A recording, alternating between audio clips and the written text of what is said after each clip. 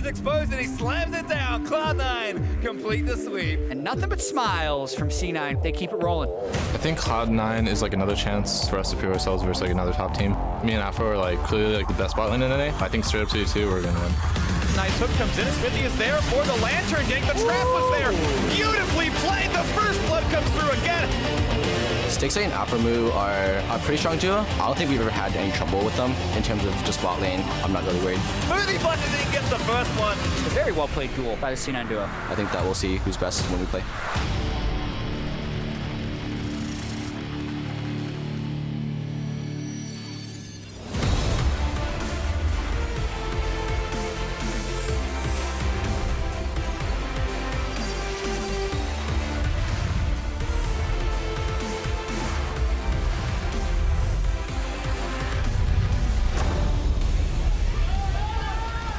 Welcome, League fans everywhere, to the North American LCS. Our audience loads in today to help us close out our weekend of action.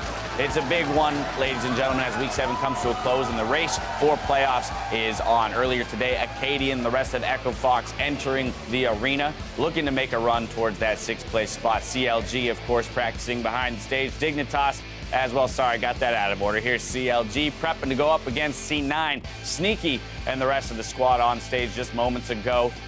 Getting those last-minute seat adjustments, got to be at the right height, as it is. It's amazing what in gaming it, requires in terms of, being on your own setup, right? So precise. If anything's off. I moved from my desk to a standard table and everything's haywire. Ladies and gentlemen, hello everyone. I'm James Dash Patterson here with Mark Zimmerman and Sam Kobe Hartman Kensler to kick off the day. How we doing today? Losing an hour of sleep due to daylight savings? I'm about 3.5 right now. Woo. Out of what? Out of 10. Out of 10. All right, well, we're going to inject some energy into Kobe today. So before we get into it all, let's go ahead and look at the standings. Cloud9 look to hold on to first place with their series today, while FlyQuest entered the day in 4th, just 2 wins above 8th place Dignitas, making the race for playoff positioning that much closer. We'll see who can make moves within the standings with our matches coming up today. First, we have Counter Logic Gaming taking to the stage against Cloud9. Then the Battle Arena plays host to Immortals and TSM later in the day. Over on NALCS 2, we have Echo Fox going against Team Dignitas,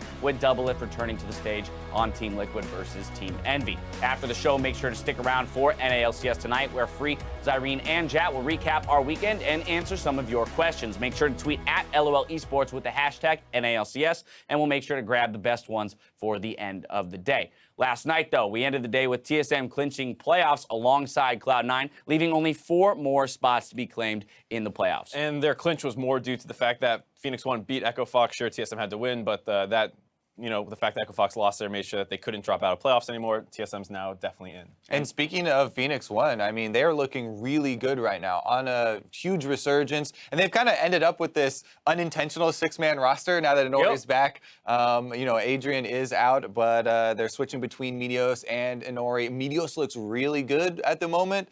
And other people on the team like Zig are stepping up, and growing over time. So they just actually look a lot better, and maybe that 3rd place spot right in their sights. Stepping up in a big way for them. 2-0 week means that they're solidly in 3rd place, 2 wins above the team behind them, which is FlyQuest sitting in that 4th place spot. Yesterday, we looked closely at the bottom 5 teams, but after some unexpected losses, it seems that our scramble for playoffs has actually expanded to 7 teams. So here we go. The new 7 teams that we're looking at, of course, Team Envy and Liquid have their work cut out for them. 3 wins out of playoff positioning, but still possible. Right, and I think when you looked a couple weeks ago, the chance that FlyQuest is the team we're talking about potentially slipping out of playoffs was like no chance of that happening, but here we are. It's getting really close, and they have looked actually abysmal. They're 1-6 in their last 7 games, and their losses are bad too. They barely beat Envy with that Mordekaiser comp. They lost to Dignitas, and I think it's a little bit of the case where we all kind of look at FlyQuest with these kind of rose-tinted glasses because we see the nameplates of High, Balls, Elimination, some of the favorite players ever to play in the North American scene. But if you look at another team who's going through this kind of slump,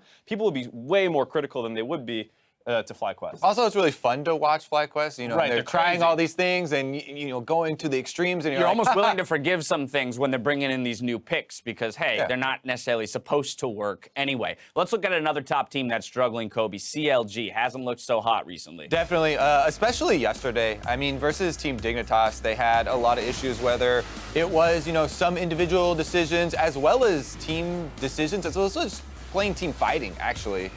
They got aced multiple times This is going to turn into an ace early on in the game. Yeah, and before, this is game 2. In game number 1, they got ace even earlier, like 15 minutes or something around Dragon, and they were giving up really big amounts of momentum super early on, and weren't able to come back, and Dignitas had a clean 2-0 versus them. Speaking of Dignitas, the other team in those clips was the fact that Dignitas is trending upwards extremely well. I mean, we talk about Coach Kopp kind of as a joke because the first week he came in, it was like 2-0, oh my God, it's all because of Kopp. But since he's joined them, they actually have been looking a lot better. We saw this week that they looked pretty practiced on a Lulu Rengar comp. You assume that they put a lot of practice into that this week, and I think you can tell that, you know, I'm sure the turnaround you can't just give all the credit to Kopp for, but the fact that they did need to make a change in the coaching staff, it wasn't working, and I think the fact that they're almost back into the playoffs now. It's Dignitas over the last couple weeks has looked a lot better. Immortals just yesterday, a solid 2-0 victory for them. Of course, we're probably looking to see more consistency out of them, but the way in which they won yesterday was pretty dominant, and if they're going to start making a run, that's the way they want to do it. And the best thing about the way they won yesterday is that it wasn't Dart carry, right? This was, the bottom lane stepping up, good performances from Poe Belter, Katarina going off. So those are definitely promising signs because Dardock might not be something you can always count on. Actually, definitely not something. Just look one short week ago to the losses to NBT. But yeah, so definitely maybe some resurgence there. I don't think this week would be the week to put all your money on Immortals because they're playing TSM next, and might want to put that one off a week or something. But definitely looking better. All right. Well, for an in-depth look on these types of discussions and more, check out the new podcast, The Dive. Jump into the world of League Esports with Jack, Kobe, and Azale, where they cover international news, follow meta trends, and take a closer look at the North American LCS. You can listen to them on Thursdays at soundcloud.com/thedivelol. Let's send it over to the casters, though, to get our matches for the day underway. Thank you very much, Dash. Welcome, everyone, to the Battle Arena. I am David Freak Turley, and I'm making the most out of my 23-hour day alongside one of my fellow divers, or an original diver, Isaac Azale Cummings-Bentley. How you doing? I'm doing great here. Always a pleasure to cast with David Freak Turley. Pleasure to cast with you. I'm jazzed up, as you were saying earlier in the day. We've got our first match ready to take it on. It's Counterlogic Gaming facing Cloud9. And Cloud9, to talk about them, they're looking amazing. On Friday, they already secured and guaranteed their spot in the spring playoffs. So now the rest of the regular season is about determining seeding and that almost assumed playoff bye. Yeah, it's hard to see them not getting that bye. And Cloud9, they had their O2 week, but they said they needed those losses to grow, and they have acted on that. The team, along with their support staff, delivered those improvements as soon as they returned, and they come in on a 3-match win streak, and they haven't dropped even a single game since that O2 week. They're looking better than ever. Yeah, looking like maybe the best team in North America, but meanwhile, their opponents on the Rift are Counterlogic Gaming, who have been disappointing. Against Team Dignitas yesterday, it was honestly deplorable. Yeah, it was really rough set for them. And earlier in the season, we pointed a lot to individual performances as, hey, they always still have the team play. But both of CLG's losses last night came off questionable team fighting, and that makes you kind of ask, hey, how good is their team play still right now? And both games against Dig, they were ace before the 20-minute mark. The team can still obviously pull out wins here, but they're going to have to clean up that team fighting. They're going to have to clean up their decision-making, and they're just got to step it up. Well, CLG can step up. We'll see if they can do it. But now let's take a look at our starting rosters on the stage. On the blue side for game 1 is going to be Counterlogic Gaming. There's their faces on the screen. The graphic will show you as well. Darshan on the top lane, Smithy in the jungle, Huhi in mid, Stixay in the bot lane alongside Aframo, his support, with Coach Zix as always. And on the red side today, it's going to be Cloud9. In the top lane, Impact. In the jungle, Contracts. Mid lane, Jensen. Bot and support, Sneaky and Smoothie with Coach Reaper. Yeah, and this is a battle, of course, we come in expecting Cloud9 as the heavy favorites. #1 team in the league right now. They've got the best game record. They've got, I guess, tied for the best match record. And that's the team that everyone's looking at. And as we get closer on, it's not about, does C9 make playoffs, how to look for playoffs. In my mind, it's like, how good does C9 look because MSI is coming?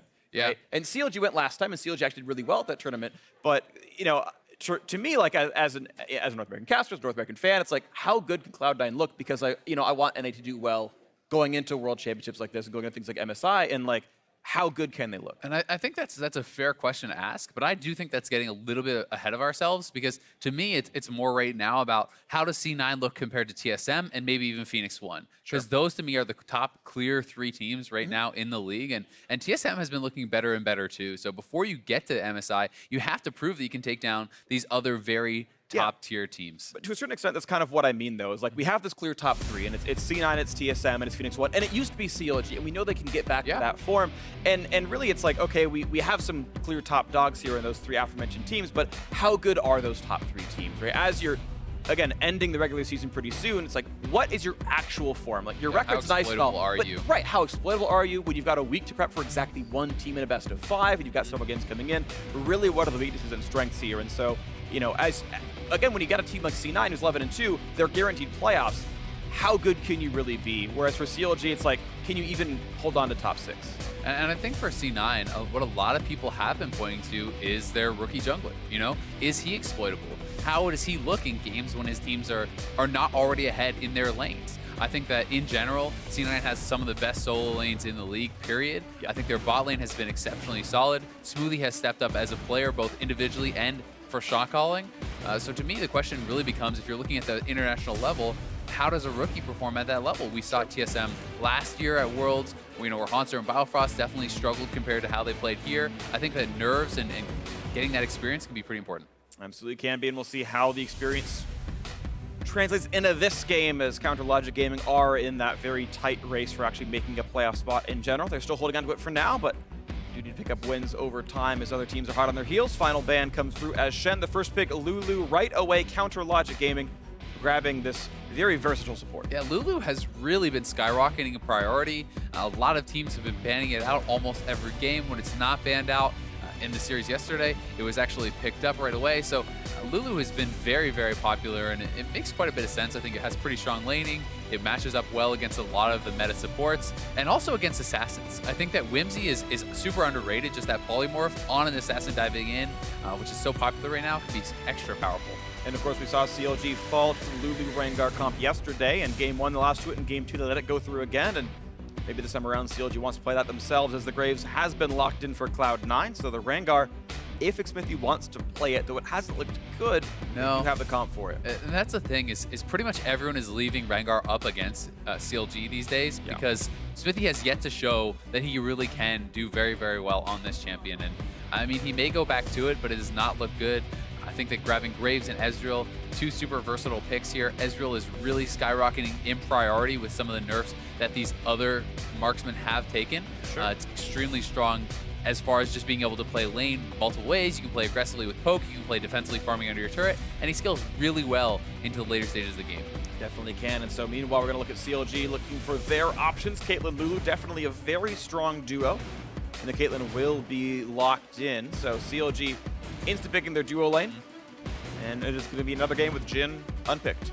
And when you look at CLG, for Caitlyn, for them in particular, Stixxay, I think this has been his best champion over the past quite a while. He's been so good on the Caitlyn, not that he's not excellent on other marksmen as well, but I mean, when you look to MSI, a lot of his highest highs have been on this champion. And it's interesting. We know that, like, for example, champion. Yeah, okay, so the Rengar does come through. No huge surprise, and Karma going to round it out. So going to be mirrored roles just like before. Both bot lanes and junglers grabbed on both sides. And it's, damage-focused marksman with enchanter supports. And I mean, those are the 2 premier junglers right here, of course, the Rengar and the Graves. And I think there's just going to be a lot of pressure on Xmithie to perform, not only because he's on the Rengar, which he's been heavily criticized for, but just in general, Xmithie has not looked good this split compared to his past form. You know, he always had been that super consistent guy that people are like, oh, he's so underrated. And this year, I think he has been consistently CLG's weakest player. Yes, I would agree with that. And everyone else has been, to some degrees, hit and miss. But speaking of players who've been hit and miss, Darshan actually had been doing a bit better on the carries. The Fiora banned away by Cloud9. Don't want to let him play that. Yeah, especially when it's not something that we ever really have seen Impact playing. You know, may as well take away this target ban, do that very easily there. Still, there are some tanky options, but there's been a lot of top lane focus in this draft, and I'm interested to see where these guys are going to go, because with most of the premier tanks taken off the table, besides Maokai, which still could be banned out, who admittedly has a much weaker laning phase, you're kind of getting pushed down a lot further. You know, Camille, Rumble, those are super popular. Most of the premier tanks are already taken away. Where do they go from here? Yeah, Renekton's up there as a popular one. Maokai's probably a bit weak for my liking. Jace is still up. It's interesting, because I cast a CLG set yesterday as well.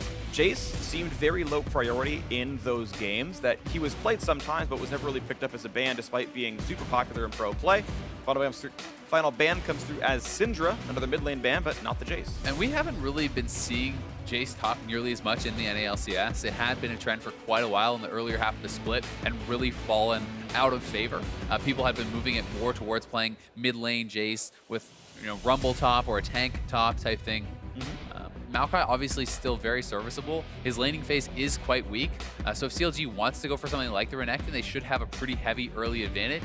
That said, as Maokai gets to later stages of the game, still a huge force. Yeah, definitely, I agree. Once you're into the late game, it doesn't really matter anymore for Maokai, but I know the nerfs did hit him quite a bit. I think actually there's better tanks right now, like Sion, I think is just a stronger champion in a lot of respects, but right now, not one that many people play right now. MVP, kind of the only team that plays Sion top. But that's a big thing, right? It's Maokai is something that is very easy to play. Yeah. Everyone has massive amounts of practice on it. So even if it is weaker than another champion like Sion, if you don't have the practice on it, it doesn't actually make up the difference in champion power. Oh, of course, yeah. You always got to multiply the power by your familiarity with it, and the Maokai is still going to be picked up for Cloud9 here in the top lane.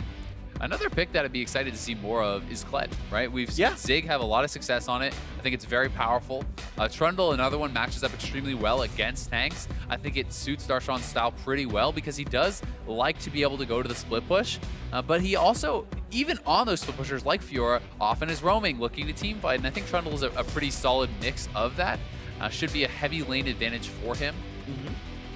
And I also think that, honestly, Trundle can escape ganks from the Graves a lot more easily than many other champions, simply because if you actually use your pillar well, you can actually pillar the Graves out of his quick draw, and pushing him back, he's massively slowed. You can oftentimes just kind of run out.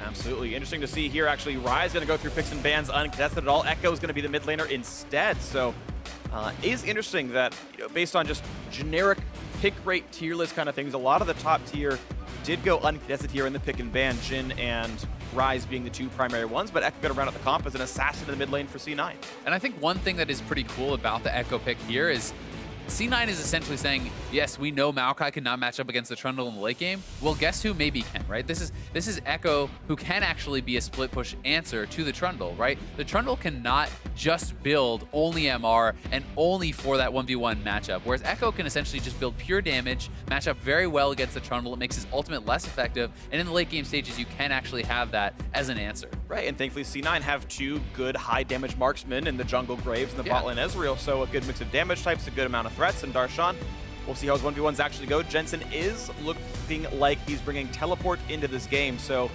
very obviously he wants to be in the split push. Orianna, of course, worse at that. Caitlyn as well. 1-3-1 better for C9. This plays well to C9's strengths because they have not been a dominant early game team.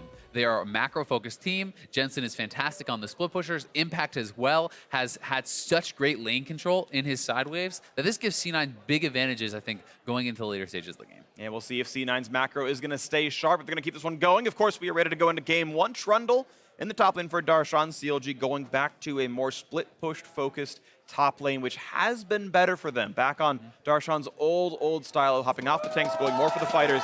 But yeah, Cloud9 having a 1-3-1, having double teleport, really good at breaking the map open. The team fighting for CLG will be pretty frightening, though. And another thing to keep in mind is Rengar can go for those kind of side lane assassinations if it does end up in a split push. But we have Rengar, Ori, Lulu, powerful combos there. The Maokai, even if you get to late game, can get shredded by the Trundle ultimate, making him more easily killable for Caitlyn and Ori.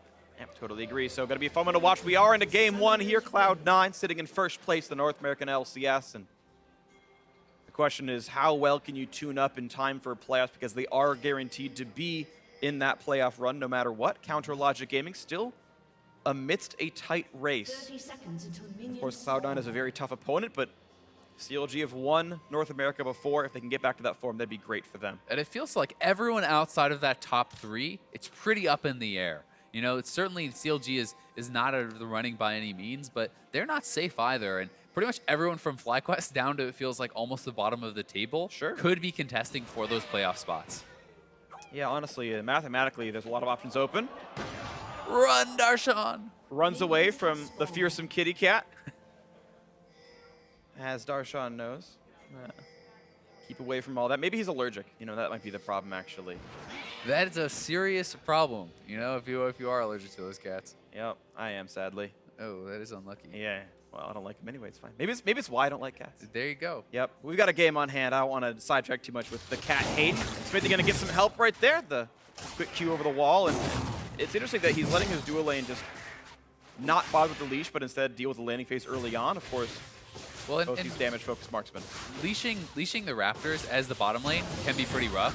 Generally speaking, the solos can help out with that more. But one of the advantages of being red side with this start is Maokai can very easily leash with a sapling, plus the Echo very easily leashes there. It's actually a lot more common to get more help on the red side as a start there. Yep, definitely the case. And, oh, missed one, unlucky. He tried to have picks last hit them for him, and he tacked one and had picks at the other, but not quite the damage either way. Small minion lead for C9, and level 2 might just come in first for the Caitlyn, actually. Headshot doing a lot of extra damage. Jensen getting the early trade on a who. He cannot quite trigger the passive. Nice juke on the Q. Jensen actually whiffs an auto, but the back half of time, Weiner actually gets the damage off anyway. And Smithy has done kind of a little bit of a wrap-up up to top side. This may be to try to protect Darshan a little bit, as he is going to be pushing in. We'll see if he is going to make his way up there. At least we'll be taking down the scuttle. And if you even just get down the scuttle and lay a trinket ward, that can give Darshan a lot more of an ability to kind of push in this lane and try to pressure that matchup.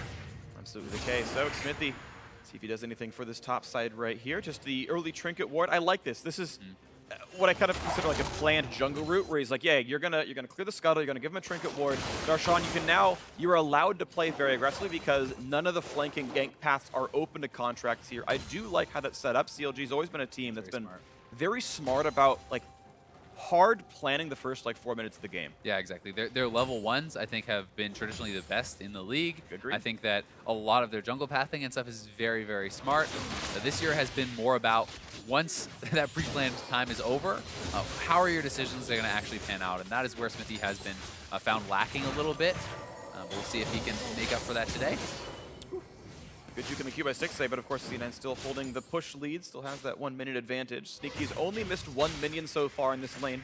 Stixxay's only missed 2, so good marks so far for those players. Jensen, early TP for the full item start here. Corrupting Potion, Dark Seal in the boots. And one of the nicest things about Echo in the mid lane is you have such fantastic push with your Time Winders. You just spam out all your mana at the start. You get the push, so your opponent cannot actually match a base with you without losing a wave. Then you buy, you immediately TP back, you're back to full mana, and you continue to push.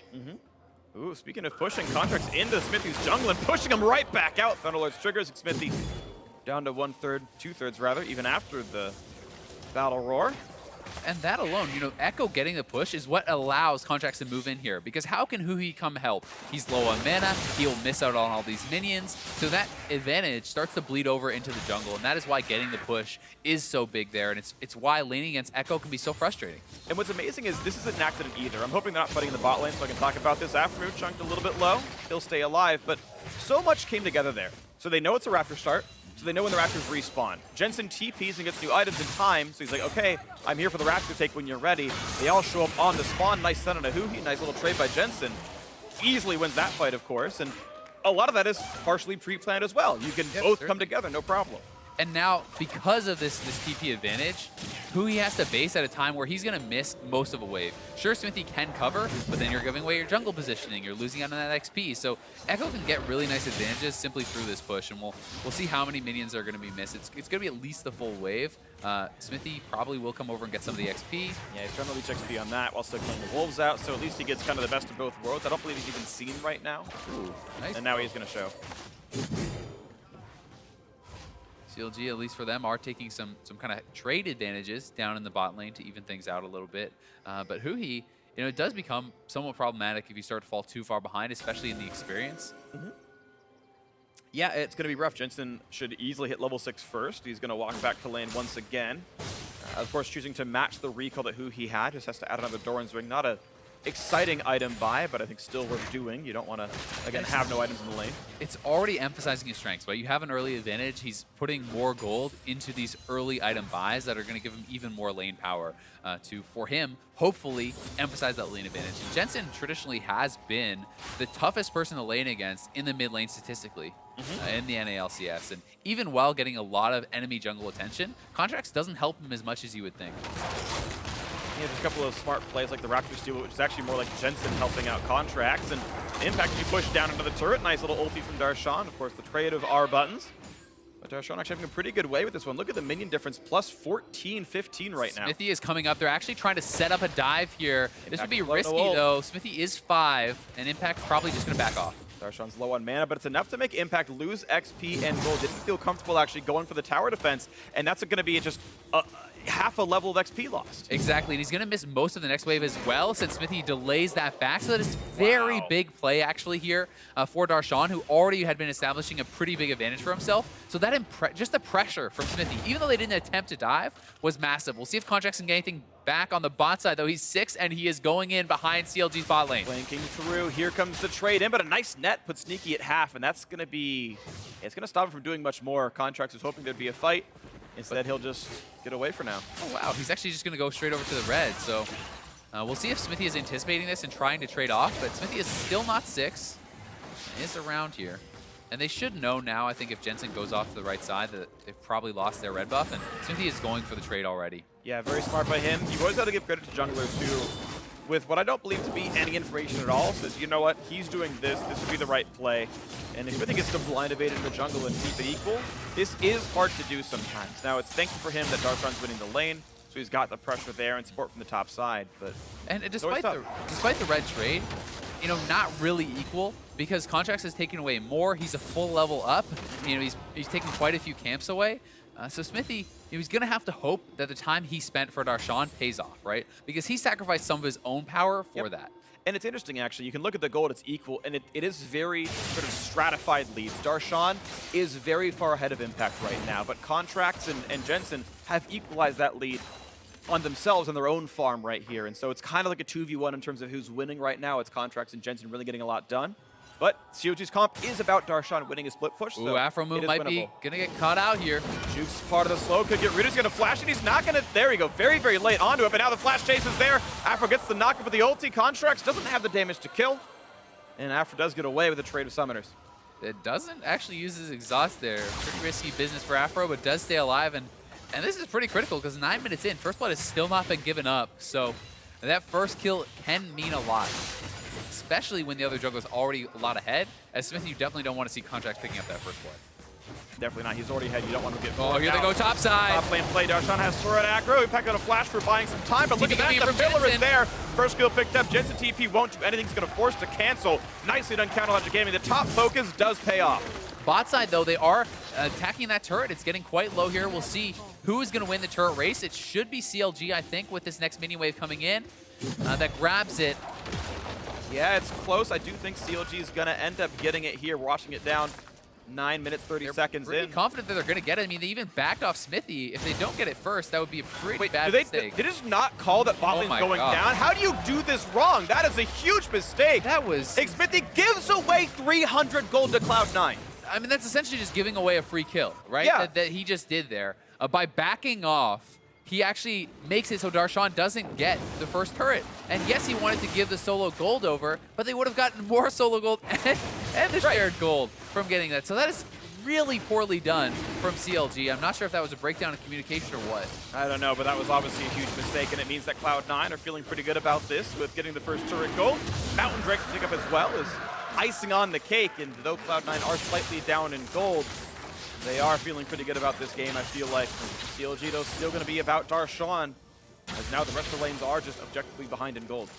Yeah, they really are. And Darshan, he's going to get even more help. You can see that the vision has been set up around here topside. Smithy's already moving back up. Impact has no turret, and he has no flash. He's likely going down. Got the ult. He's going to jump forward, but he's going to hope that there's a teammate coming around, and it's not going to be for a while. Contracts is heading over this way, but a nice root by Smithy. The damage should still be there. Nice kill picked up. Darshan, actually, the kill credit yet again. 2-0 Trundle is a big deal. And where is Contracts in all this? I mean, he is getting some counter jungling down, but he needs to help protect Impact at this point so this top lane does not spiral out of control. Even if you can't be there for the gank, get some vision down. You know, he has the warding jungle enchant, so he needs to be able to help protect his top laner and actually keep him relevant. Because if Darshan gets too far ahead, there's going to be almost nothing Impact can do in the lane. Well, I definitely agree. It's going to be difficult, but again, we point to the fact that Cloud9 are winning in gold in literally the 4 other roles in this game right now. So it's Darshan versus the world. Maybe slightly overstated, but hyperbole still aside, it is where the gold leads lie. I mean, it's clear to see where the emphasis has been put from CLG, right? They are very clearly showing what their game plan is here. And they're now going to have Darshan execute on it, right? You can't spend all this time getting Darshan ahead and then not have him knocking down turrets, not have him being a menace in that side lane, because the time spent elsewhere for C9 will end up being worth more. And remember, Afro has no flash. He's got no way out of this one. Going to land a slow. He's going to get the re-engage from Xmithie. The knockups there. Looking for a bit more damage. He's got to run away. From Darshan, he is behind. Ooh, looking for the flank.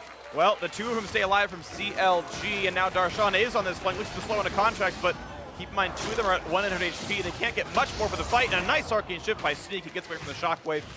Nice attempt by CLG. A close call, but no kills. Yeah, very close on both sides. Darshan needs to get back to top side now to make sure he's keeping this CS advantage and keeping that XP advantage. But Impact will have his teleport, and C9 can play strong on the bot side because of that. They will have the numbers advantage in those fights. And CLG's got to show some respect. They have to show respect, but the thankful thing for CLG is there's no Drake and no bot lane out for it to kill, so it's just harder to use the TP advantage. Not that C9 can't do it, it's just a bit more difficult. Red buff's still going to come through after it resets.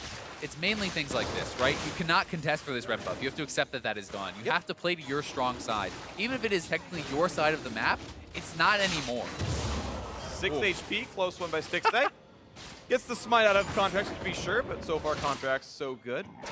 2-0 in this game, and I feel like I keep talking about CLG, but I do want to talk about Xmithie because this is 3 games in a row he's gotten CLG to start 2-0, or he's been some form of 2-0 in his own scoreline. First Blood, I believe, 3 games in a row, and the second follow-up as well. So Xmithie has been getting his ganks off. I would say Contracts is otherwise out-jungling him farm and buff-wise, but for as much as we were talking about Xmithie being one of the weaker members, he has gotten some good ganks off. Oh, Smoothie about to check into this. Looking for the third, 3-0 CLG. It might just be the pillars there in Darshan. He can get the fourth. He's got the third kill, looking for the fourth. Running out of HP pretty rapidly, though. Takes turret aggro, and why do you keep chasing that? I guess because Impact is behind, and C9 now getting the turnaround here. Impact, as soon as his spells drop, going on, that will be a kill. The root's going to be up in a second, you've got to imagine, and that's going to be the secure. Almost certainly, they're going to give it over to Jensen with the Proto Belt. Nice coordination there by Cloud9, and they get the game back with an 800 gold. I mean, you talked about it. CLG gets out to these good starts, and then they often overreach, right? And that is one of the things that a lot of people criticize Darshan for, is that he does sometimes get greedy for this. They take the kill onto Smoothie, but they want more. They don't know where the rest of the members are. And once you're chasing in here, I think that Darshan at this point, he's committed. He needs to go for it because he's going to die even if he runs. But I think the fact of the matter is, they should have just taken the 1 kill and backed off. Yeah, most likely the case. Unfortunate there. Of course, a great collapse by Cloud9. Jensen, who's just perennially had lane priority, able to get the roam off and get 300 gold on himself. Yeah, and donating that kill over, very smart from Impact. It was a guaranteed kill. Get it on your split pusher, especially because so much gold has been funneled into Darshan. You want to make sure that Jensen can match up in that side lane if he has to. Right, there we go. Turret goes down 2-2 now the score line, as bot lane outer was killed off by CLG not that long ago. Cloud9 put their own dual lane to the other side of the map and equalize that score here. Very close game. Yeah, still the 700 gold deficit. It's interesting. That lead is all pretty much in Darshan's pockets, but CLG are holding the gold lead and maybe doing it better than we might have expected.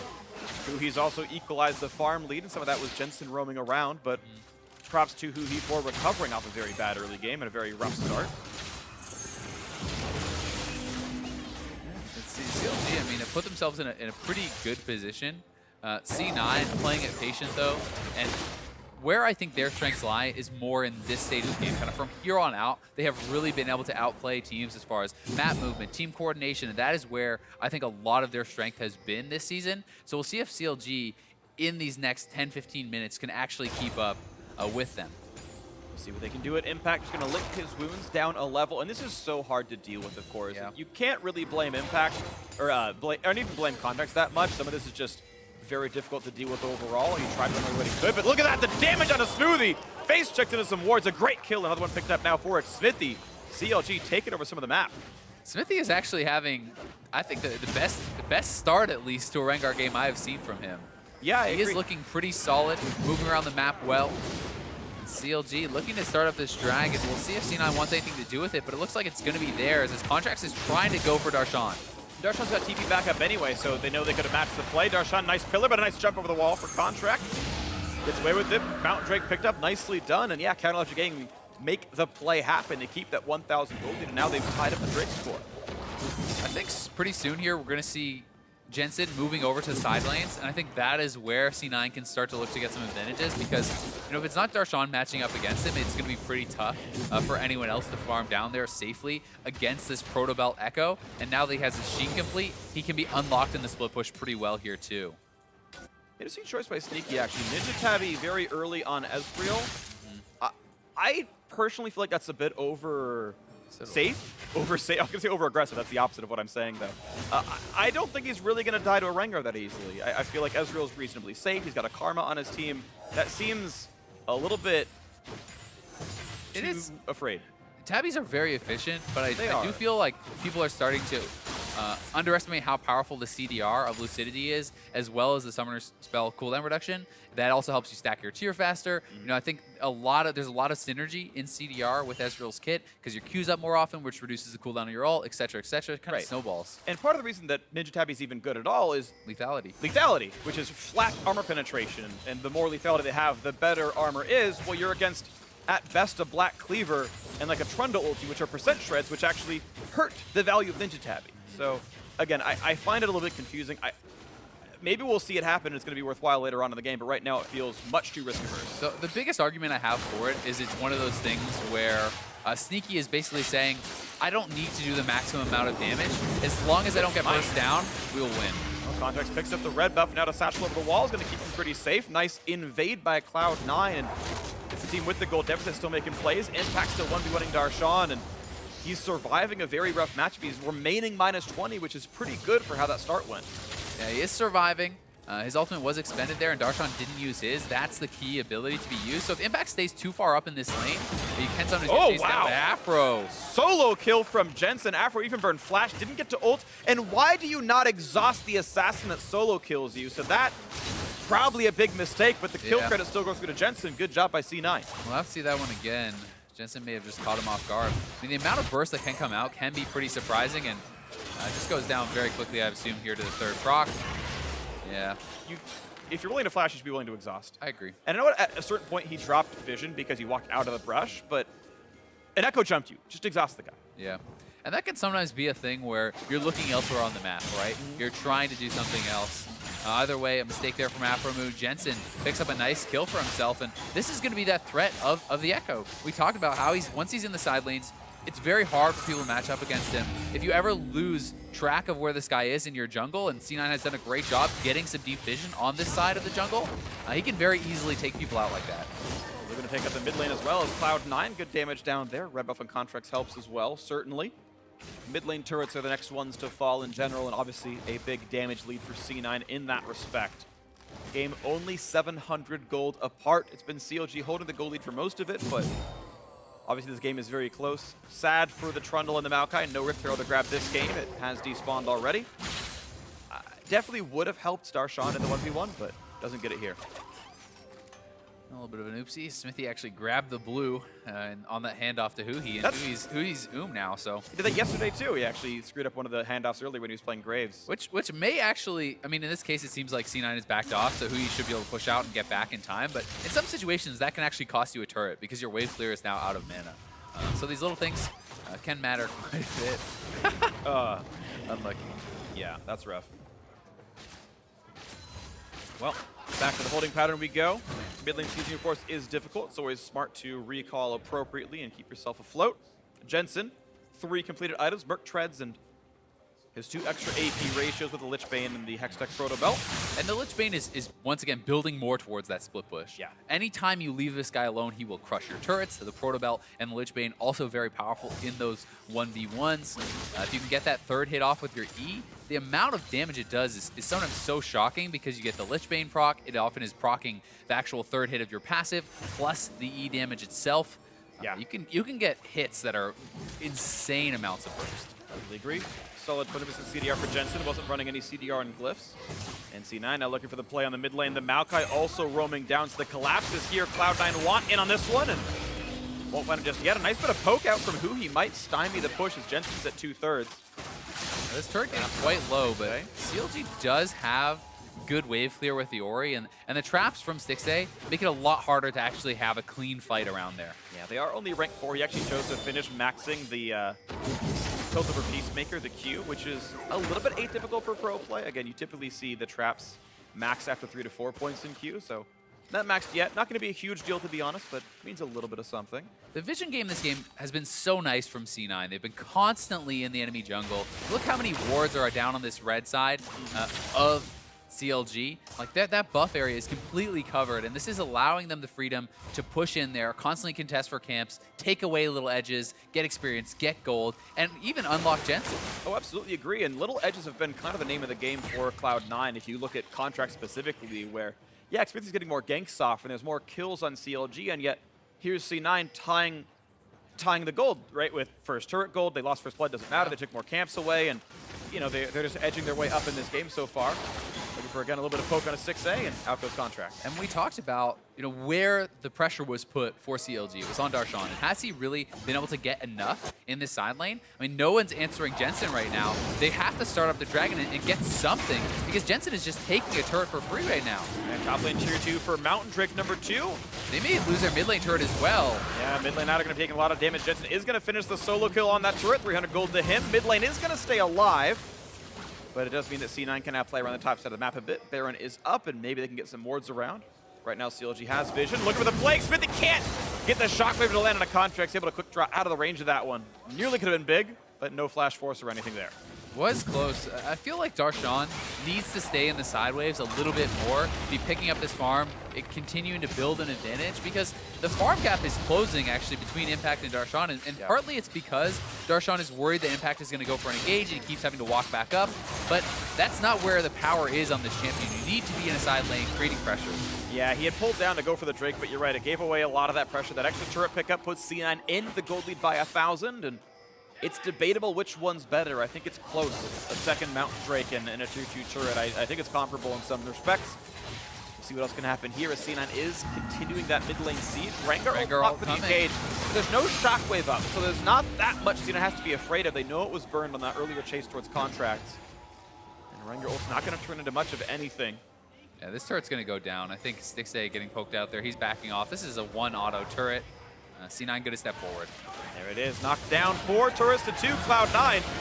They get into mid game, they get into that 1-3-1. Jensen solo kills a split turret, and they get the mid lane siege after all. Some of that actually from Jensen's laning phase powers from earlier on. I feel like he's actually been hugely important for Cena making good things happen. Untold story here too is just the farm that was actually lost in the top lane for CLG. Jensen pushed in multiple waves. Now a slow push has built up against CLG, so C9 is going to be able to collect all these minions that are building up in the top side. That's going to be a difference of around 3 to 4 waves of experience and gold, and that's something that no one from CLG is going to get. Yeah, absolutely. It makes life a little bit difficult. CLG maybe starting to lose out on resources. We talked about it in the pregame, Azale, where C9, they seem to be the best after that maybe 15-20 minute mark. They start playing the mid game, and again, the comp speaks to it there. For as much as they can for Darshan, C9 are the better split pushers this game. They manage their waves a lot better than their opponents, and I think CLG botched lane assignments a little bit by not having anyone get this. I mean, if you look in the top lane at the fat wave that's actually about to be picked up by Jensen, he's going to get so much experience. So not only did he deny multiple waves from his opponents, he now has all this gifted back to him. He's up top exactly at the right time to pick it up and get it pushing again. So he's able to create this pressure, maximize experience and gold, and that kind of just gives you an edge. Impact has not missed out on the side waves. CLG has. Yeah, and CLG's in a 4v3. Like, Jensen's just showing himself top lane. They're not taking away Eastern Jungle. They're not setting up wards for Darshan. They're not really winning the mid lane siege right now either. And again, there's 3 camps on the right side of the map that are up that CLG have the right to take by being 4v3 on this side. Nothing's happening. And I mean, no one is answering Jensen at all. So they have to make a move here. Jensen is going to be onto the inhibitor turret. And I don't think you can dive this Maokai. The inhibitor turret is falling. No one from CLG has even backed. I don't understand what CLG is doing here. I mean, this is just a complete collapse of shot calling. They all just put post-it notes over the mini-maps like, what, a turret died? Who's top laner? Where are you? It's like, I'm bot lane. They literally had about a full minute to respond to that play. From when we called out Jensen picking up that big wave, they had that entire time to decide who was going to go back and defend this. No one moved. Yeah. They feel like they're paralyzed. All right, well, Next turret that goes down from Jensen, I'm play-by-playing the whole thing in hype voice because CLG clearly don't want to fight for anything, so it's Jensen versus Structures is how this game is going. Bob the Demolitionist, I guess, right here, Jensen. Not Bob the Builder. The evil Bob the twin. Builder has had a terrible turn. Tragedy struck, and now he's destroying everything he's built. I mean, it's the world of Dark Medios and everything. It's Dark Bob the Builder, man. This is Jensen, man. He's even got his like hammer or whatever. I can get behind it. All right, I appreciate you supporting me on this one. And yeah, but you're right. It's CLG just like forgetting how to play League of Legends, which is so strange for. I think it's what 3 splits in a row of these 5 players have played together with the same coach. Like And this has always been their strength. right, and they just forgot how to play the macro game. 6-8 does get away. That's nice. Shockwave is big. They caught out Contracts, but it is not enough. He is tanky. He gets the flash away, and all is well. It feels to me like at this point CLG is tunneling too much on. Okay, yeah, Trundle, you go beat up Impact. Okay, well, we don't have anyone to match up against Echo. Well, Trundle has to be the one to actually answer him now. And someone else has to go and answer Impact and push out those waves. But it's not really happening. And the double TP advantage is kind of coming through from C9 just through the minion pressure that they have. Once again, who's answering the bot wave? No one. Impact is actually having the more effective split push on Maokai right now compared to the Trundle. I mean, CLG now have to force, or they just lose a bot lane turret to the split push Maokai? Like, what is that? We're hoping the force can be with them, but it's not going to work too well. Darshan gets the ulti out before he gets bursted, but he's still running out of HP. Xfinity got a kite out as well. And in a 5v4, CLG somehow manages to lose the fight. And Impact hitting away on the turret, punched it with his Maokai sleeping bag arm, and it's running out of HP. That's going to be turret 6 for Cloud9. Woo! Team fights. I don't know, man. I mean, they just don't seem to really have an answer. And in a game like this, it starts to feel a little bit inevitable if you're CLG, because if they're not willing to make a move and commit to a team fight or answer the split push, you do A or you do B. C is do neither, and that is what CLG has chose twice in a row. Yeah, and it's lost. Now, the score was 2-2. The gold was tied. They were tied on Drakes, and now CLG have lost 4 turrets for nothing. I mean, absolutely nothing. In what world should the Maokai, who got camped super hard, be the one taking more turrets in the last 15 minutes than the Trundle? The world where CLG forgot how to shot call, apparently, because they have just not assigned their lanes appropriately. That's just... It's a tough one. And it doesn't make any sense. Like, CLG should not be the team with these mistakes. This is the team with the most, arguably the most shot calling experience, the most time together, absolutely, of any squad in North America, possibly the world or close to it. And nothing is going well for them. They are getting, in a very easy way, out-rotated by C9. Either way, we do have to take a step back and realize that CLG are certainly not too far behind, and they do have a lot of team fight power. They just need to be able to execute on it. And they are going to be able to knock down a turret. Caitlyn's a fantastic team fighter. We know that Orianna has a lot of power if you can get that right shockwave. The Orianna-Rengar combo is still there.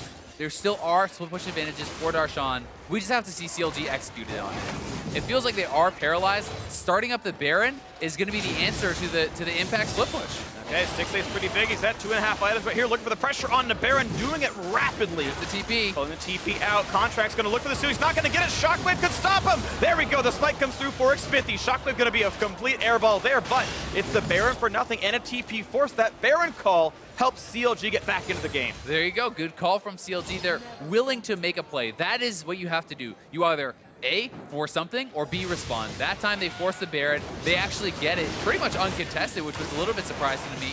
And now this may unlock Trundle to get something done.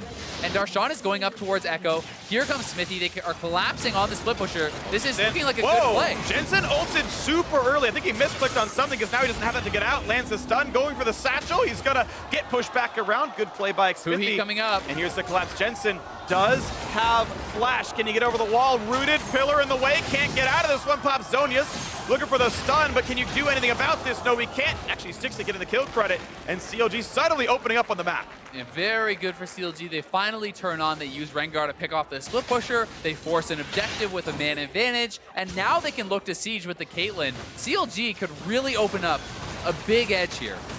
Looking for it right now into the mid lane, 2-2 turret, no chance of stopping. It's a 5v4. The wave clear is so low for with C9. The Baron buff. Yeah, this could work really well. Graves is trying. Caspian is going to die, and Melee going to follow as well. And there's no wave for a little bit here, so CLG going to have to stop and recollect themselves. They've sent the Rengar to the top lane to collect the wave.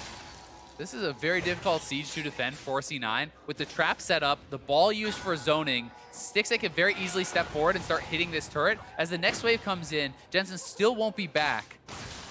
But Rengar's not with them, so CLG is showing some respect to their opponents, and they're going to back off. They're going to back away. All right, look for some of the jungle to steal away. There's a nice blue buff for them, and CounterLogic Gaming come away much better for the trade off that Baron play. And it was 20 minutes of them doing nothing intelligent at all, and then that Baron's... I don't mean to be like overly harsh, but like... They had a minute to watch Jensen push, and no one reacted to it. Like, those are mistakes at this level. That is a mistake that CLG are better than. And then at 28 minutes, they get a Baron sneak, they get a kill, they get a couple turrets off it. Suddenly, CLG spring back to life, the gold's back to tied, and CLG make up gold-wise for everything that happened for the last 20 minutes. Yep, they make a good play, and sometimes, you know, all these small mistakes that they did make were outweighed by the couple big good plays that they were able to pull off. So now CLG right back in the driver's seat, pushing up, looking to get something out of this Baron buff. We'll see how much they can take. Darshan shoving up top. They're pushing in mid a little bit with Smithy, and they have 3 men in the bottom that could be looking to take down some of these outer remaining tier 2s. We're going to see some more happen right there. Darshan knocking away at this top lane turret. The club is up, there. Though. Okay, well, it's a 2v1 against Darshan, but can Impact and Karma really kill it? Probably not. Here's Stixay with all the damage that he needs. Even got a QSS for the stuns. And it's a battering ram of a Caitlyn right now, destroying everything Jensen pushed out. And this is Stixay on his Caitlyn. He's gotten to scale to this late game stage where he has his 3 items, he has his defensive item, and he's supported by an Orianna and a Lulu. Yeah. So Stixay certainly has the potential to take over any team fight here. And Darshan finally getting something done in the split push. CLG really executing this Baron power play well. Absolutely agree. They've gotten a lot out of this one. Suddenly tying up the turret score. The Baron buff timing out shortly. 6 seconds to go, but huge pickup there for them as they're going to keep going to the bot lane turret. Baron buff gone off the minions, and they might be able to stay for the turret. Jensen's coming around the back, thinks he's got to run. Be careful of stun. Again, he has Quicksilver Sash, so he's not that afraid of Jensen in the 1v1. As you mentioned, he's got 2 supports, 2 shielders on his squad. Redemption here for Aphromoo as well. That's part of what makes it so tough to actually dive in as Jensen in these team fights. Even if it looks like you can catch out the Caitlyn, the amount of effective HP you gain from 2 heals, double shielding, the exhaust to deny a lot of that burst, it becomes very scary. You must be sure that you're going to kill that Caitlyn off instantly, or you will get destroyed in the team fight. Speaking of getting destroyed, this turret almost gone as well. And the top one looks like it is gone. It is going to go down. Darshan, the split push now starting to work, and pops the ulti to fight off against his opposing laner. 1 level lead for Jensen, getting increasingly smaller thanks to the King's Tribute. Being able to actually kite out that ultimate is pretty big for Jensen now, and it makes it a lot more dangerous to go into a fight as Darshan, so we may have to be a little bit careful, but it looks like he's actually responding to the mid lane, and Darshan, no one's answering him up on the top side, and it's C9 that are really struggling to hold on in this siege situation. Nicely done. 2 more turrets picked up. Huiga, the shotgun comes across, but Redemption to buy some time and Impact. That's the Cupcake, not going to find much more. It's going to be Smithy going in for a little bit. Can't quite kill off anyone to the back line. Has to kite back out.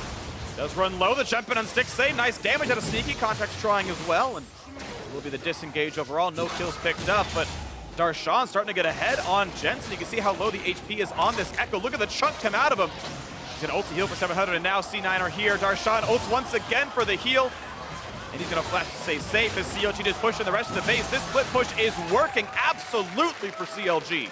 Yeah, Jensen wasn't there to actually defend with the turret. He has the wave clear to hold off that Trundle if he is there. Well, the turret is still alive, but he was not, and they get an inhibitor. They get an inhibitor turret. CLG making some great moves here with that Baron, and really, they have taken over from that Baron. Wow, so great move, CLG. Your fans are proud of you because they came back from a 4-something thousand gold deficit and made it plus 3K.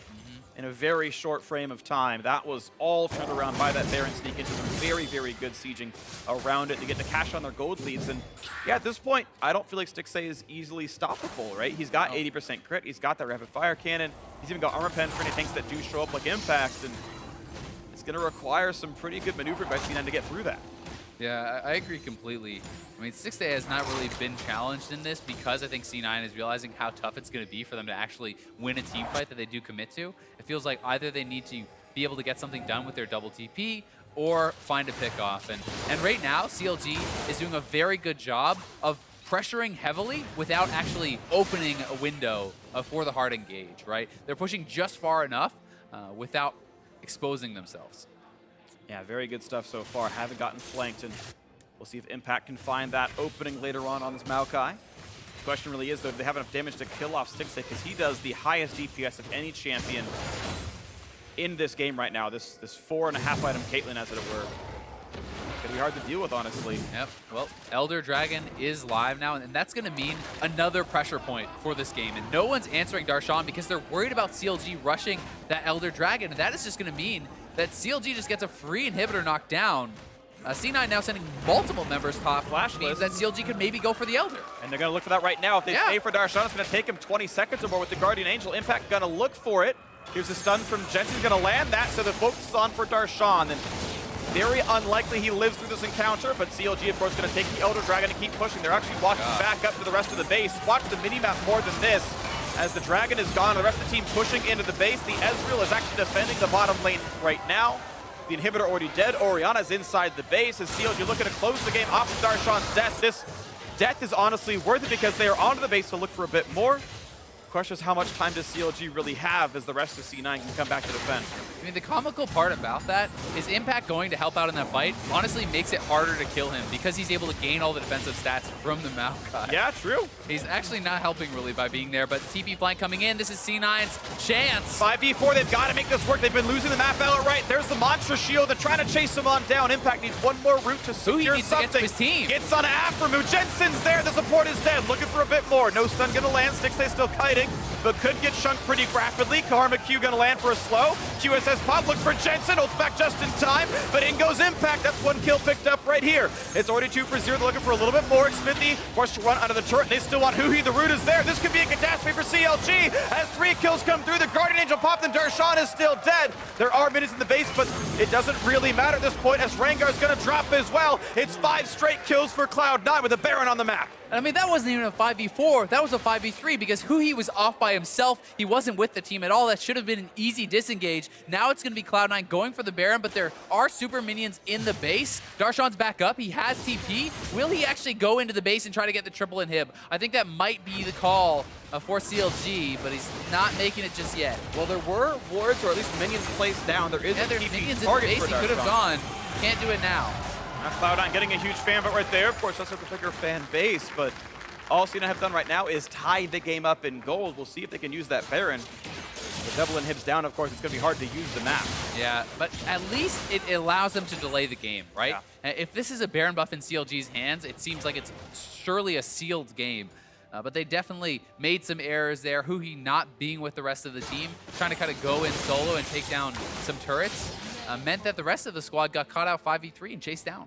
Absolutely. So close game right here. And I think Counterlogic Gaming, with no objective to play for, it's a difficult choice because you're against a Baron buff, and that's rough, but you're also allowing the other team to farm double inhibitors with no map play to make otherwise. So CLG will lead golden XP.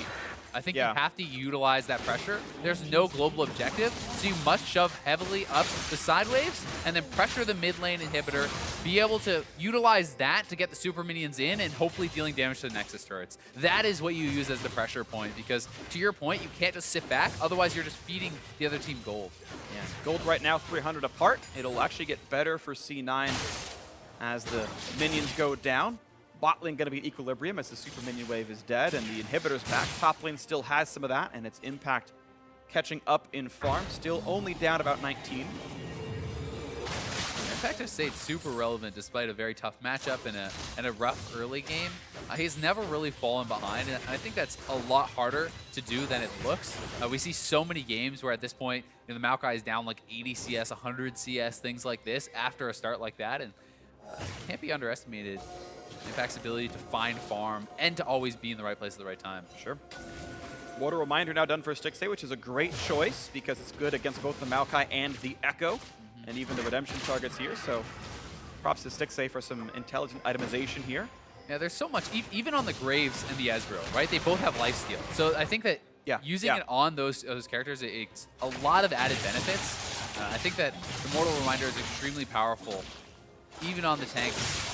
It's obviously powerful, but on the other guys too. Yeah, absolutely. It's good against... Everyone has some mechanic you care about with that, so good choice here. And Jensen is on the split push. And looks like it's C9 who are allowed to play aggressively. The Baron buff is keeping CLG from doing too terribly much right now.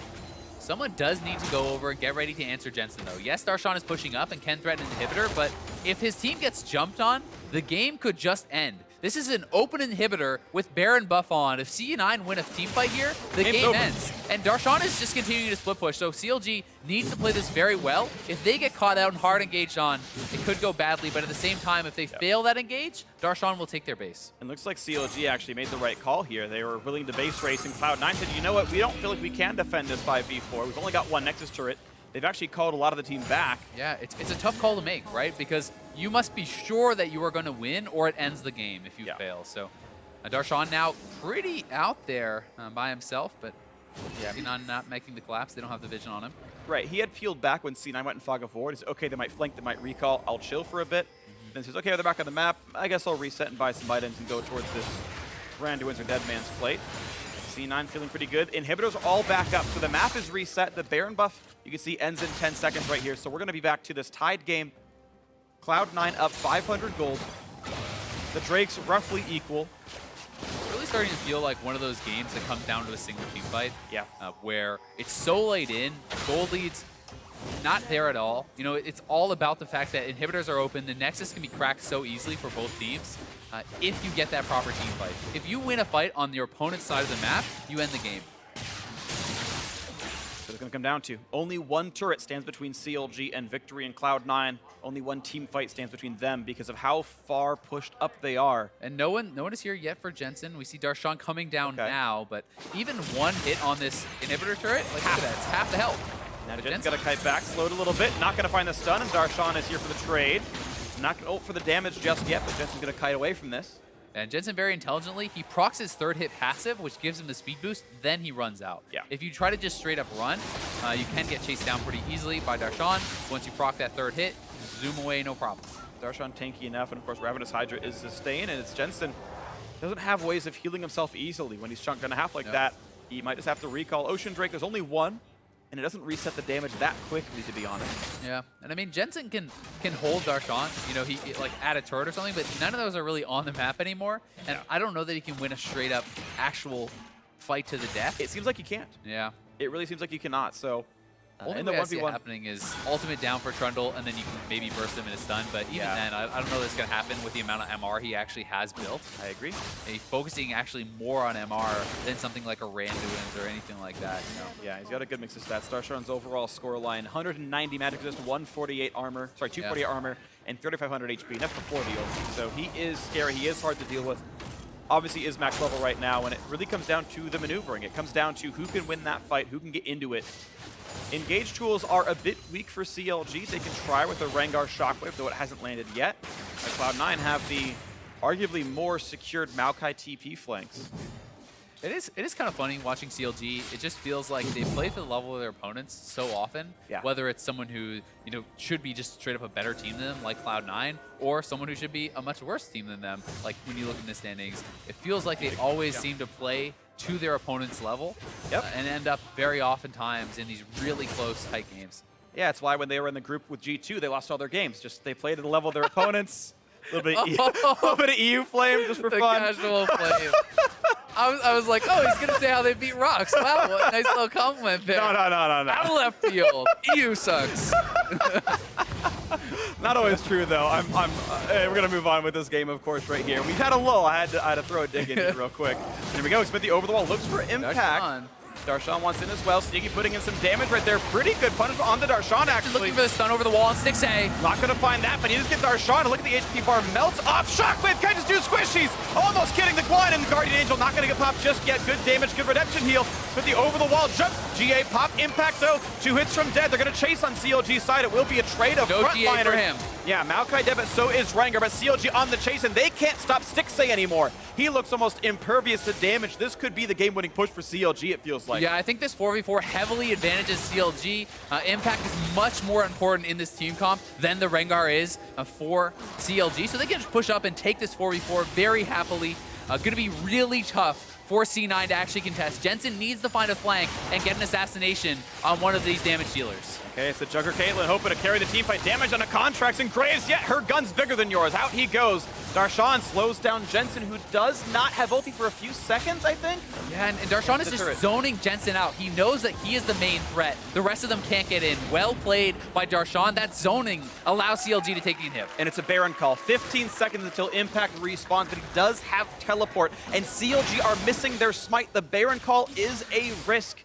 And I wonder if they can actually pull it off, or if it's just going to be a bait. Looks like the recall for Darshan. Could just be a play for vision. You know, establish some vision, make it so they can't actually rush this down, and then recall, get back out there. But Stixxay is staying on the map and will need to be careful. And he's such a critical member on this point in the game. He's got to respect some of the damage here. Contract smoke screens him. Double shield. Yep. And Caitlyn outranges Graves so heavily at this point in the game, it becomes very difficult for Graves to fight into a Caitlyn team comp. Because even just on the approach, you can get taken down, but here comes Darshan. He is fast. Contract hits the shield. He's got to be careful of the pillar. There goes right in front of him. Guardian Angel into the frontliners. And they're going to find a bit of a route on Darshan. True shot barrage, and it's going to be a whiff on the shockwave, actually. That might stymie. A lot of those this game. Hui has not been able to get involved too many. He's low on mana, but he has the blue buff to regen. Darshan ultra some regen as well. And here's the rush down on Baron Nashor. Jensen can look for the steal. Not going to get a great smite by Xmithy. Jensen gets the stun.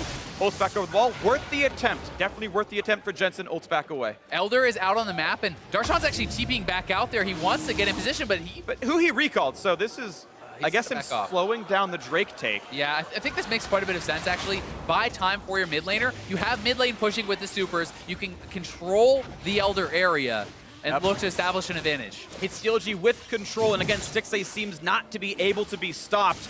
Maybe there's a flank play. Jensen can run on the backside, but now the push is on towards Impact. Still no Guardian Angel, and decent damage comes out from the Caitlyn. Into the mid lane they go. Damage is gone, and once again, they look at this Elder Dragon. They look back at mid lane. The bot lane and top lane pushing heavily for C9. CLG will have to make a move or go to answer those waves. Pillar slows down a little bit. They're finding for the play on a mid lane. Then they got the inside track on the base itself. Jensen's pushing for the bot lane right now. CLG could just try to run down mid, though, with the Baron buff and look to end the game. C9 now put in a tough position here. Rengar ulti is coming in. Jensen is going for the base race. This is going to be huge. Smithy wants to stop the back. Yeah, and he's going to stop them. So CLG can just walk into the base right now. They can just end it. That's it. Going for the turrets. I don't think they can stop them at all. CLG off the back of Stixxay. Jensen is not even the right side of the map. It's over. It's CLG with the comeback win at game one. No one's even on the map. The out-rotation win comes through. Game one, CLG. In what was a topsy-turvy game, CLG make the eventual move and out-rotate C9, taking down the Nexus. This was such a strange game. It ends with a 100 gold lead for Counterlogic Gaming. Stixxay 2-1-0. Like, these are the score lines. The players 15 kills in a 48-minute game, by the way. Yeah, I mean, Hui 0-1-2, right? They're involved in almost no kills were a lot of these guys, but it was so much about the map movements. And earlier in the game, you know, it was about CLG's failure on the map movements. It was about the fact that they were bleeding objectives and not having the correct lane assignments. But then, you know, C9 likewise seemed to struggle with where to place their players, how to match up well, and really that Baron that was given over to CLG was the catalyst that let them take this game. Yeah, they were able to equalize all the gold. And at a certain point, it was like, well, if you can't catch Stixxay, we're just gonna use him to win the game. And that last maneuvering at the very end there, the last 1 minute was just very strange, where C9 just felt like they were lost. They weren't aware of what the objectives were. It's like, well, it's mid lane to win the game, and the Elder Dragon, which maybe wins CLG the game. And then they ran top side. They ran to the top side of mid and went, they can go mid. And then Jensen just doesn't recall to defend the base, and just C9 gives away the opening. He had TP as well. Right. He could never TP'd back to the base too. But it just felt like both these teams really struggled to make the correct decisions in the macro movements, the map play. Eventually, CLG comes out on top, and I think largely because they had a very tough comp to fight into, and they were very successful around the Baron. They were very successful around Baron, so props to CLG for that game win. Nicely done by them, and now to help us break that comeback win down a bit more, let's send it over to the analyst desk. Thank you very much, Freak CLG. Grabbing the first win here of the day. but in very sloppy fashion, really from both squads. What are you talking about? That was clean.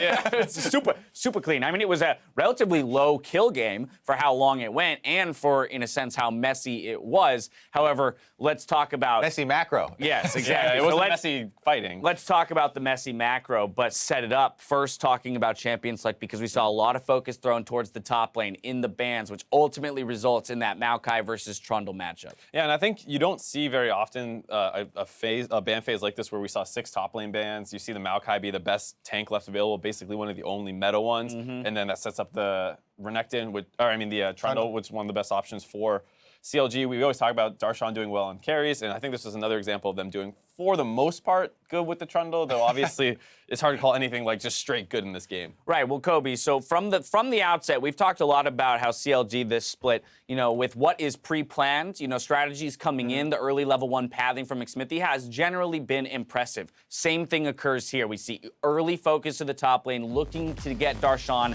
large advantages in this split push matchup. However, it's beyond this point that decision-making starts to break down. Right, so they draft this Trundle into the Maokai counter pick. Trundle's going to beat Maokai even harder than he used to beat Maokai. And they have Smithy on the top side, who's been up on the top side already. This is his second or third visit, by the way. And they continue up there to try and get this whip pusher going, finally get this turret. However, actually this turret replay, they call Smithy off, plus Darshan is denying minions, so there's definitely some miscommunication there where they didn't know they had to rush for it, or they really did want this solo gold, but then even Darshan is letting minions die to it, so definitely some mistakes there. They give up some unneeded, this is basically unforced errors. Overall though, the game plan you're talking about where camp for the split pusher, get this Trundle to be this force, that thing went well. They didn't execute, with a good split pushing force or have to deal with double TPs very well, which is kind of weird for CLG since we're so used to them being the double TP team or the cross map play team. Right. So again, I mean, it's one of those situations where, great, we have a strategy coming in. It looks clearly defined. They're executing on it. But as soon as somebody challenges the, CLG, whereas in the past we'd say they generally will make, the best decision in terms of a reactionary play, not seeming to hit the mark at least this split. Right. And I think usually we talk about, oh no, they threw a huge skirmish. This time they started throwing their split push away in very strange ways, where it's like, yeah, they have a 1-3-1, you're a 4-1. It can be a little hard to know what your lane assignment should be to match up against the Echo or the Maokai at any given time, but they definitely had more time to react to this stuff than they used. Look, we're now, Jensen just cleared a wave, so CLG has vision of this. They're aware of him on this split push. And yet they're still going to put focus into the top lane, letting Jensen ultimately take that first inhib turret. Yeah, it felt like they chose that they wanted to use the Rengar ult aggressively either on mid lane or bot lane, but neither was a good target, so they just end up doing nothing and then eventually have to fully retreat out of mid lane. And it's one of the situations where, if you just go and deal with waves first, you'll find another opportunity. It felt like CLG was just, rushing a little bit too much there. All right, that said, CLG came away with the victory, Kobe. So how exactly did that happen? Because we just threw a lot of criticism at them, that is right? the question. And so I want to establish how it was exactly that they were able to beat our #1 team here in Game 1 of the series. Couple of whoopsies there at the end from both sides as Cloud9 trying to go for recalls against a team that has Baron buff, and they have minions. They're ushering along right up to this super exposed Nexus as well, and I don't know, it didn't sink in, or? Right, I mean, it's uncharacteristic, poor decision-making from C9 on the flip side there to close the game out, but, CLG maybe bringing them down to their level, or bringing C9 down to their level, because that is not something you would normally attribute to a veteran experienced, squad, such as being led by Impact Jensen at this point. Right, I think you can look at the first Baron that C9 gave up as kind of a backbreaking moment almost, because off the back of that Baron, they were able to grab the bot inhibitor, and that's kind of what started putting the map advantage back in CLG's favor. And then we talk about CLG being, for the most part, a pretty good split pushing team, and once they had that map advantage back, they did use it better than C9 for the most part. C9 could not find an opening to really get a decisive team fight, which they were hoping for. And even when Huhi was randomly in base and the 3-man core was trying to back off mid, it was completely ridiculous. But C9 could not find a decisive enough team fight to actually do what they wanted to do. Yeah. And to be fair for CLG, a lot of the problems there in the mid game, especially with the macro, Jensen's Echo has continually impressed me. and dealing with the double TP does throw a couple extra. Yeah. I mean, Jess's performances on Echo make you feel like the champion should be nerfed. Am I right? No, that's an inside joke. Inside joke. That's an inside joke. He didn't mean that. Player DMs are open if you want to. Player of the game going to Darshan this time around on that split push again. I mean, this is the Darshan that we know of old in terms of the style that he excels at. So finding a way to do that in this current meta with the Trundle, I mean, of course, it is as a result of 6, as you mentioned, top lane bans. So we're kind of jumping down the ladder at that point. But good to see him finding some success there in the side lanes. Now, I want to go back to CLG one last time, only because, yes, they did pick up the victory, but we're looking for this team to show us that they deserve to be in the top 6, right? Obviously, closing out a series against C9 would be a good way of kind of reversing what looks to be a struggle. But how can they craft it in a cleaner fashion than this? Is it about the early game and, creating greater leads? Is that what we're looking for them to do? Or would we rather see them, set up more early or mid to late game plays? Multi-layer process here. You got to peel back the onion on this one, Dash. Right. I think that the things that you did mention all hold some weight, and there are definitely multiple areas of for improvement for CLG. So it's not just kind of a quick fix. Right. Considering what we saw yesterday against Team Dignitas, you would definitely be like, all right, most important thing is don't get aced at 10 minutes, give up Dragon and 3 turrets. They already fixed that in one day. Let's fix that, yeah. Yeah, that's already fixed in one day. I think just their mid-game, anything from about the 12, 15-minute mark to the 25 seems to be when they start throwing their leads. And then assuming they make it through that, they actually start looking decent again as the game gets later. It's like a great early game, pretty good late game, just need to figure out the middle. Yeah, well, all right. Well, yesterday we had some fast games. Today seemed to be a little bit more of a slugfest. When we come back, it's game 2 between Cloud9 and CounterLogic Gaming. But before we go to break, the team behind the series Drive gave us a look at their first episode of the new season.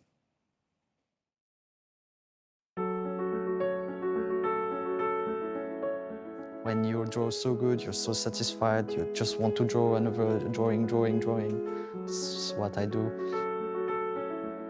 And there's a point where you fail, you play so bad, you draw so bad, but keep going, just keep going. My name is Steven Leaf.